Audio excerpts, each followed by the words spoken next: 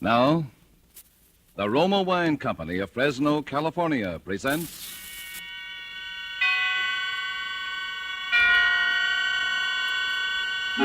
Suspense.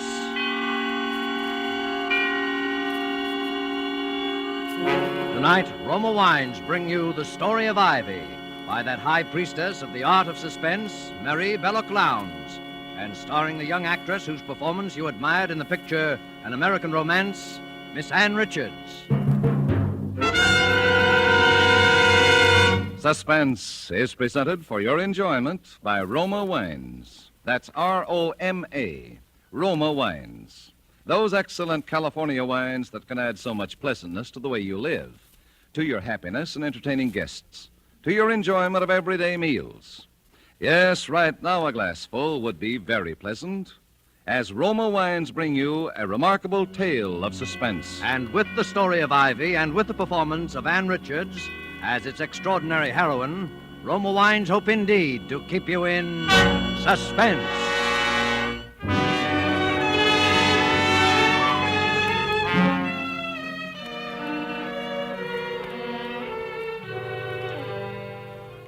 The Story of Ivy. Ivy Lexton's own story as told to Victoria Matthews, an exclusive feature of the Morning Herald. I wrote it in the first person, Mrs. Lexton. I hope you don't mind. Oh, it doesn't matter, so long as the story is accurate. You can understand my anxiety, Miss Matthews. After all, I owe it to my public. Yes, of course. Perhaps you'd like to read it through and make suggestions before signing the release? Oh, if it's not too much bother. On the contrary, hearing it in your own words would be a decided help to me. Very well, Miss Matthews. I'll read it out then. Are you comfortable? Would you like anything? A cigarette, perhaps? It's unfortunate that I have no maid here with me at present. Thank you. I'm quite comfortable. Please go ahead, Mrs. Lexton. Very well. Chapter 1. I was born in Hobbs Court, Soho, and I was christened Ivy Gudge. I hated my name, and I hated the sordid surroundings into which I had been born. And while yet a child, I made up my mind that wealth and position should be mine at whatever cost. As a child, my favorite book was the story of Nell Gwynn, the commoner who became the favorite of a king. And one sentence of Nell's, in the face of all her success, made an indelible impression on me. It was this: in life, I have never sought anything that did not seem to have been placed in my hands by Providence itself. At the close of my first season as an actress, our show was bankrupted by an embezzling manager, and I was left stranded in the provinces and stone broke. Many great gentlemen had shown me attentions and showered me with presents, but I sought assistance from none of them. And it was Jarvis Lexton, a young man whom I'd scarcely noticed, who came to me in my hour of need. Ivy, I know there are hundreds of men who adore you. Men with titles, wealth, social position, much more than I can offer. But there's not one who loves you more than I do. Will you marry me, Ivy? And I said yes, because it was offered.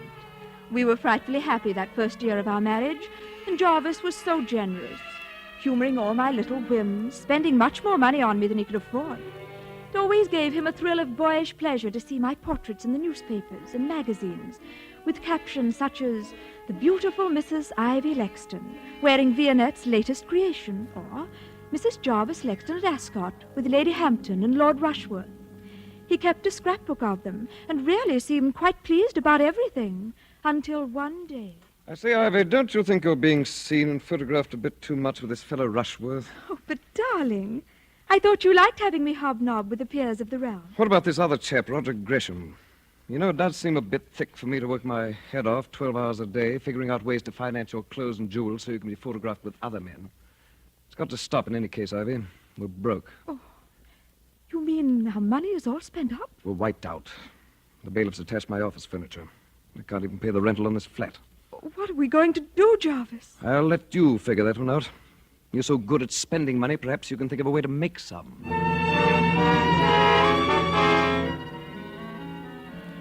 So you see, Jarvis really made the suggestion to me himself. I don't know what we'd have done during the next few months if it hadn't been for the generosity of Roger Gresham and Lord Rushworth. Roger was only a young doctor starting out in practice and couldn't help a great deal, of course, though he was even fonder of me than Miles Rushworth, now that I look back on it. It was in July that things took such a distressing turn. I'd been out to dinner with Roger Gresham, and I asked him up to the flat afterwards to say hello to Jarvis and cheer him up. Poor Jarvis hadn't been feeling well lately. Well, Ivy, this is a fine hour to come home to your loving husband. Where have you been? Out, darling. Aren't you going to say hello to Roger? I suppose I should thank him for keeping my wife amused. I say, old fellow. Roger has just been telling me the most fascinating things. He was called as an expert, you know, for the Crown and the Bronson case. I asked him to come up and tell you about it, darling, since you're such a detective fan. Well, that's nice of you, Roger. Do tell me all about the Bronson case. Well, there was nothing so interesting about the murder itself. It was just a simple case of arsenic poisoning. You don't say. As a medical man, what interested me about it was what a doctor ought to do in a case where he suspects a patient's being secretly poisoned. What would you do, Roger? Well, it's hard to say. If you called in the police and your suspicions turned out to be unfounded, but it would just about finish your career. I suppose that's why so many poisoners get away with it. Well, I guess I'd better be getting along. Drop in again sometime, Roger. And bring your own arsenic. Jarvis! Well, cheerio. Ivy, see you later. Really, Jarvis, I've never been so humiliated. You know I don't like him. Why do you persist in bringing him here? Why, darling, I do believe you're jealous. Well, why shouldn't I be? I like it when you're jealous. It's like old times, isn't it? Do you deny that he's in love with you? And that you've encouraged him? Him and I don't know how many others? Oh, now, darling, don't be like that. There's only one other. You admit it. Well, darling, we may as well be realistic. We're still Stony Brook, and you don't seem to have any prospects. What are you driving at? Well, Miles got back in town today, and I'm Who's seeing Miles? him tomorrow night. Lord Rushworth, darling. Oh, that titled idiot. That titled idiot has been paying the rent on this flat for the past 6 months, if you want to know the truth. Why, you little... Well, now, darling, can I help it if Miles Rushworth is awfully, awfully fond of me? And if it helps us, what's the difference? Go on. I'm listening. Darling, look, I'm just a burden to you at this stage, aren't I? So you want me to give you a divorce, is that it? Needn't make any difference between us, darling. As soon as I'm Lady Rushworth, I'll settle a nice allowance on you. Are you serious? Of course I'm serious, darling. Well, I don't play your rotten, filthy game. Jarvis! You married me for richer or poorer, and you're going to stick to your bargain. And if you try to divorce me, I'll make such a scandal your precious Lord Rushworth will wish he'd never met you. In fact, I've a notion to do it anyway. Oh, Jarvis, you wouldn't. That would spoil everything. You're frightened, aren't you? Well, I'll give you your choice. Either you give up your boyfriends and keep me, or you'll lose all three of us. Which will it be? Well, all right, Jarvis. I'll tell Roger and Miles both. I can't see them again, ever. Why didn't you just ask me to kill myself? I might have obliged if you'd been more honest. Jarvis, you mustn't say such things. You're poison to me. I ought to let you go. But I won't. If it's any satisfaction to you, I'd be better off dead than with things the way they are.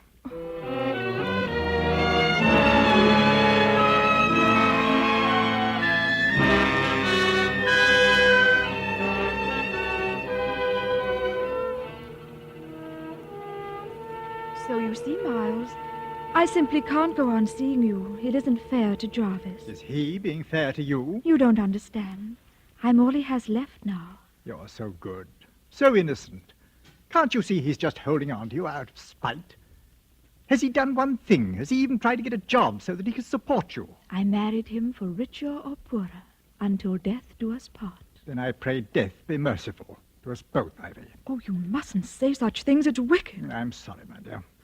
Ivy, I wanted to give you this little remembrance. I had hoped to give it you under happier circumstances, but please accept it now as a farewell present. Oh, Lord Rushworth, you shouldn't have. It's only a little thing, the little handbag you admired so much. We saw it in Cartier's window. Oh, Remember? the one with the emerald clasp. Oh, you shouldn't have. Oh, it must have cost a fortune. Look in the mirror. The emerald matches your eyes. You will accept it, won't you? Oh, Miles, I'll carry it with me always.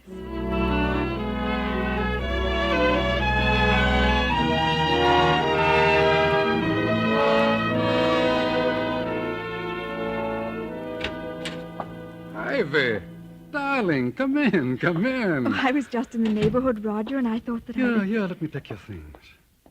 I say. Oh, what a smart handbag. Real emerald, isn't it? Yes, Miles gave it to me. Isn't it lovely? You know what it means accepting a present like that from him? Oh, don't be silly, Roger. It was a farewell present. Farewell? Darling, do you really mean that? Roger, please. What if your housekeeper walked in? Oh, I'm sorry. Oh, come along, darling. Come in here. I was just putting up a prescription. What a queer sort of room. I never knew a doctor's surgery looked like this. Weren't you ever in here before? No.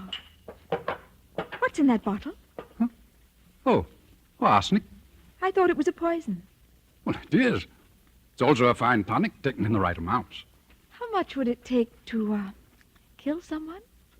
Oh, about the same amount as the amount of sugar it would take to sweeten your coffee.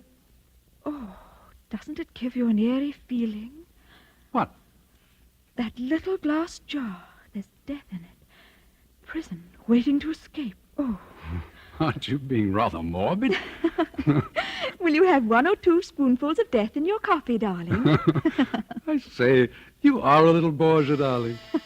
Oh, it's my patient now. Wait here, darling. Shan't be a moment. As soon as he'd left the room, I picked up the glass jar on the end of the table, unscrewed the top of it, almost without being aware of what I was doing. How strange and exciting to know that death was in that jar, in those little white crystals. Then, as if some power outside myself had suddenly taken possession of me, I pressed the catch of that lovely jeweled handbag and commenced spooning out the white crystals. 1, 2, 3. Sorry to be so long, darling. I had to listen to a recital of the Colonel's symptoms. Oh, that's all right. I was just fixing my makeup. I can't seem to find my lipstick. I say, old girl, you're looking rather pale. Perhaps I'd better prescribe a tonic for you. Oh, no. I'm just a little tired, that's all. Hello. What is it, Roger? Oh, nothing. I could have sworn I put the cap back on this bottle. Oh, well.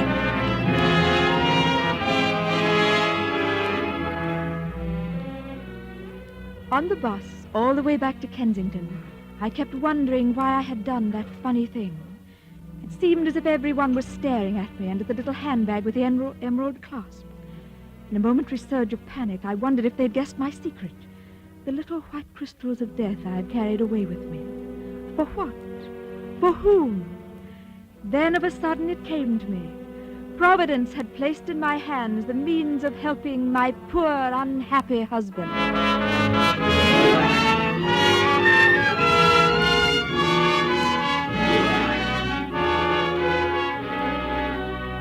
For Suspense, Roma Wines are bringing you as star Miss Ann Richards, whom you have heard in the first act of The Story of Ivy by Mrs. Belloc Lowndes, which is Roma Wines' presentation tonight of Suspense.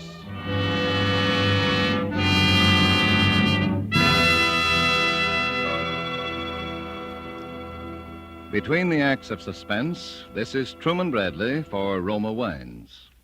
Gracious hostess, Elsa Maxwell makes this timely suggestion. During the warm weather, I'd suggest you try America's smartest, coolest drink, refreshing Roma wine and soda. So simple, and yet so charming. When the temperature soars, enjoy iced, thirst-quenching Roma wine and soda. Simply half-fill tall glasses with good Roma California Burgundy or Roma California Sauterne. Add ice cubes and sparkling water. A little sugar if you wish. And for a decorative touch, garnish with cherries and slices of fruit. The secret of the flavorful goodness of Roma wine and soda is the distinguished Roma wine, unvaryingly good, always high in quality of bouquet, brilliance, and taste. The result of selected grapes, slowly brought to perfection in California's choicest vineyards, carefully, unhurriedly, guided to flavor fullness by the ancient skill of Roma's famed wineries. Yet all this goodness is yours for only pennies a glass. Remember, because of uniformly fine quality at reasonable cost, more Americans enjoy Roma than any other wine. R-O-M-A, Roma Wines. And now Roma Wines bring back to our Hollywood soundstage Ann Richards, who continues the story of Ivy, a play well calculated to keep you in suspense.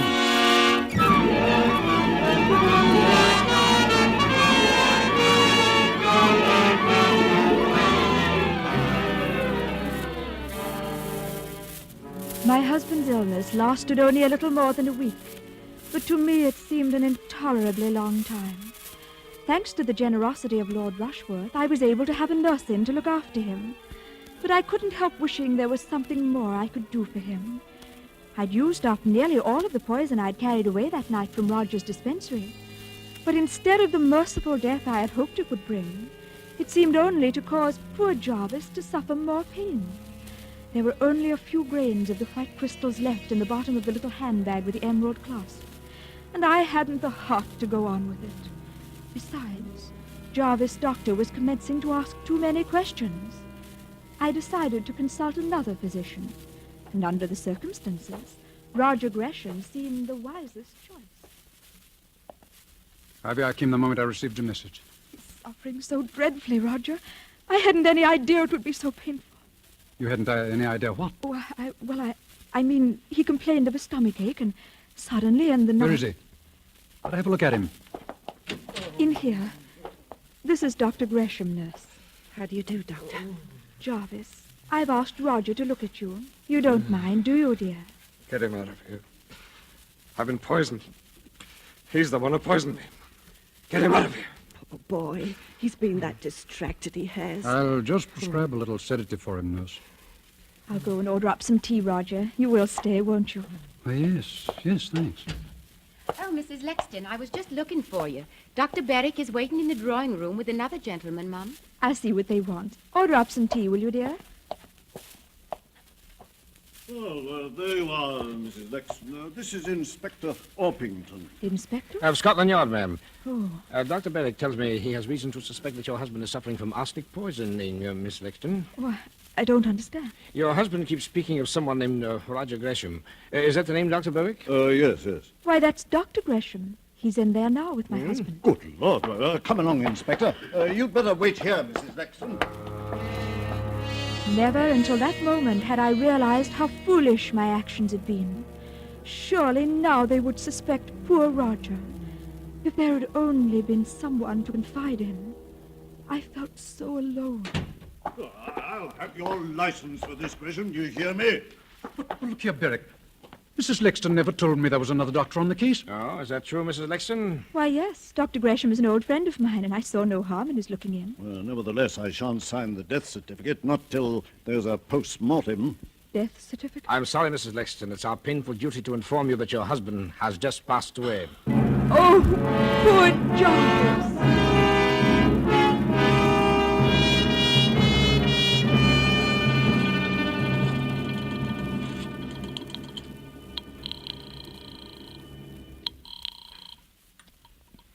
Dr. Gresham speaking. Roger, it's Ivy. Ivy, why haven't you called me before? What's been happening? Oh, Roger, it's been such an ordeal you don't know. And that dreadful man, that inspector from Scotland Yard, has been here again asking questions. What kind of questions? Well, darling, I can't tell you everything over the telephone, but he said it was his duty to find out the truth. The truth about what? They found out that poor Jarvis died of arsenic poisoning. Suicide? The inspector says they know it was murder. What possible motive could I have? None, of course, darling. But I was silly enough to let out to the inspector that you had been, well, fond of me in a sort of way. Are you there, Roger? Yes. Yes, go on, Ivy. Well, the moment I said it, I saw what a mistake I'd made. But he spoke as if he already knew such a lot, or at any rate, some part of it. What part of it? Well, that even if I didn't care for you, you had been very, very fond of me. Are you there, Roger? Yes. Yes, Ivy. Go on. What else? Well, he's certain to ask if I've ever been to see you at your house, I mean. Well, of course, I said no. Are you still on the line, Roger? Yes, Ivy. Well, you won't give me away, will you, Roger, darling?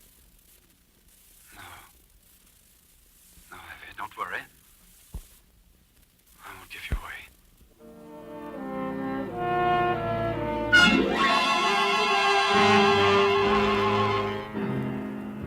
Roger Gresham, the jury, after a careful and patient hearing, have found you guilty of the willful murder of Jarvis Lexton. The sentence of the court upon you is that you be taken from here to a lawful place of execution, and that you be there hanged by the neck until you be dead.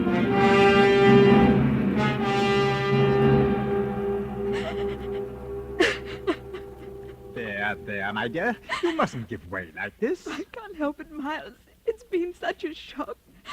First poor Jarvis and now. Well, it's all over now.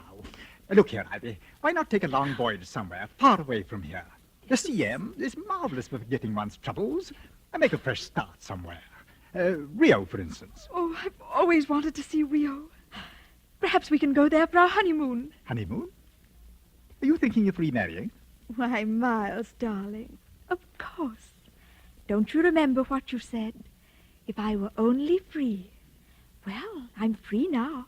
Ivy, I don't quite know what to say.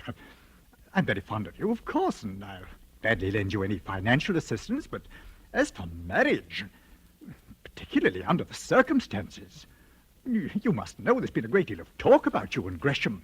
Oh, surely you don't believe those stories. There's never been anyone but you, Miles. If I'd met you before I met Jarvis... We could never have been in any case, Ivy. Surely you realize that? I'm not good enough to be Lady Rushworth. Is that what you're trying to say? Too good, if you like. It's not my choice in any case. I was born with this name, and I have certain responsibilities. You stuffy snob! Well, I wish I could make you understand. There's my mother, for instance. She's an invalid, heart, you know. And if I were to marry, well, you, I believe the shock would kill her. But the things you said, the present you gave me, what was I to think? Well, I'm sorry if you thought I was leading you on. The night that I gave you the bag... The emerald bag. You were saving it for the kiss-off, was that it? Well, that's rather a crude way of putting it. It matches the color of your eyes, you said. And I said I'll carry it with me always. Funny, isn't it? Oh, Ivy, please, the servants. Don't you, Ivy, please me. I want them to hear. Perhaps the whole world will hear one day that Ivy Lexton poisoned a husband for Lord Rushworth. Ivy, what are you saying? 2 lives weren't too much for Ivy to sacrifice, and the risk of her own life meant nothing. She wasn't good enough for my lord. You, dear, sweet little Ivy Lexton. Why, I can't believe it. Well, let me tell you something you can believe. I never loved you. I loved your money and the title. I wanted to be a lady. Oh, what a joke. Well, I'm not sorry. I've always hated your kind deep down inside of me. Cowards. Cowards, all of you. Anything to save face, anything. Roger Gresham going to the gallows because he's too much of a gentleman to tell the truth. That I was in his flat the night Jarvis was poisoned. You let an innocent man be hanged? If he'd loved me as he pretended to, he would have killed Jarvis. If he'd been a man instead of a gentleman. If any of your kind were real men. Well, I've had enough of it. Take your foul present. Pretty little thing, isn't it? A little handbag, and so expensive, too. The emerald matches my eyes, does it? Get out of here and take it with you. No, thank you. I'm not in the market for emeralds this season, my lord. They cost too dear.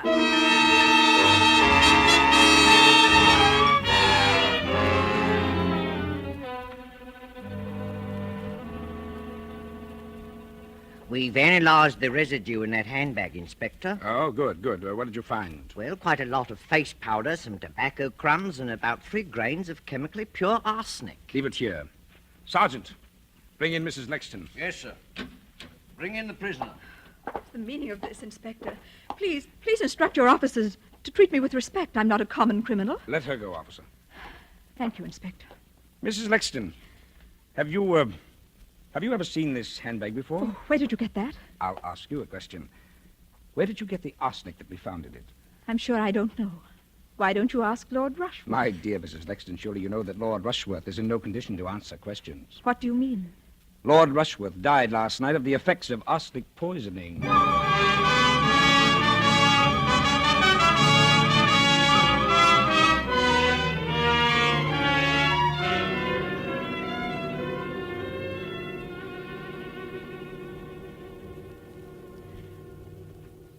And so my story draws to a close. It's a comfort to me as I sit here in the condemned cell to know that so many loyal friends still believe in my innocence, in spite of all the ungentlemanly things the Crown Prosecutor said about me during my trial. I was especially gratified at the tribute paid to the costumes I wore in the witness box. One admirer has written to compliment me on my delivery and the poise I exhibited under cross-examination. I'm told that my remarks were clearly audible in the very back row of the spectator seats, in spite of the overcrowding. And on the final day of testimony, I received that greatest of all the tributes an actress can command. My audience was moved to tears. And so, in spite of all the misfortunes that have befallen me and my loved ones, I have at last realized my life's ambition. The end. Well, Mrs. Lexton, does it meet with your approval? Well, I think you might point out that I killed Lord Rushworth, too. Of course, between you and me, my dear, I didn't. It must have been suicide. But you know, it makes a better story. And please print the photograph that was taken of me outside St. Paul's after my husband's funeral. That was the smartest frock I ever owned. I think that can be arranged, Mrs. Lexton. And how much did you say your paper's going to pay for my story? £200. We thought that was quite generous. Well, it's not much, but it'll come in handy. They're hanging me next week, you know, and I haven't a thing to wear.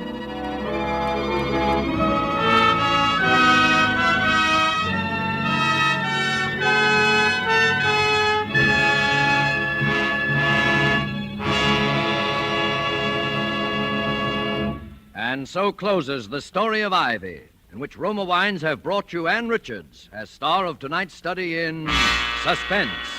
Suspense is produced, edited, and directed by William Spear. Before Miss Richards returns to the microphone, let me say a word for Roma Wines, the sponsor of Suspense. Famed hostess Elsa Maxwell recently said this about gracious entertaining. Serving glorious amber golden Roma California sherry is truly a distinguished expression of hospitality. Your guests will appreciate the delightful flavor, aroma, and color of Roma sherry before dinner and during the evening. Serve cool. From California's choicest vineyards come distinctive Roma sherry and all other fine Roma wines. The quality of Roma wines never varies, always the same tempting flavor, always pleasing to the palate, yet cost only pennies a glass. And the next time you use vermouth, choose Roma vermouth. Zestful, full-flavored Roma vermouth is blended, developed, with all the traditional winemaking skill of the Roma wineries, is made and bottled in the heart of California's famous vineyards, yet surprisingly low-priced. Try Roma vermouth soon, won't you?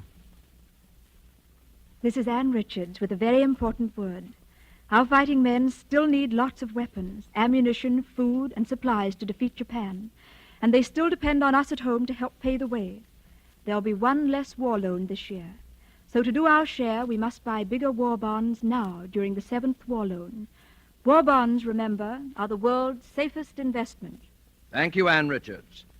Next Thursday, same time, Mr. Henry Daniel will be your star of Suspense.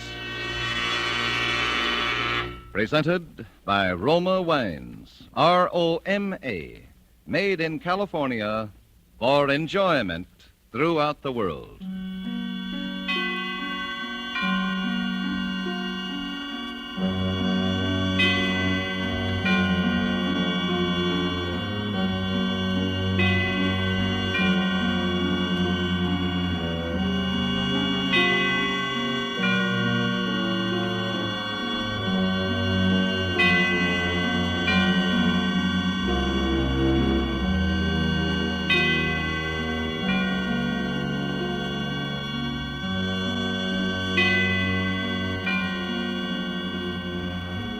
This is CBS, the Columbia Broadcasting System.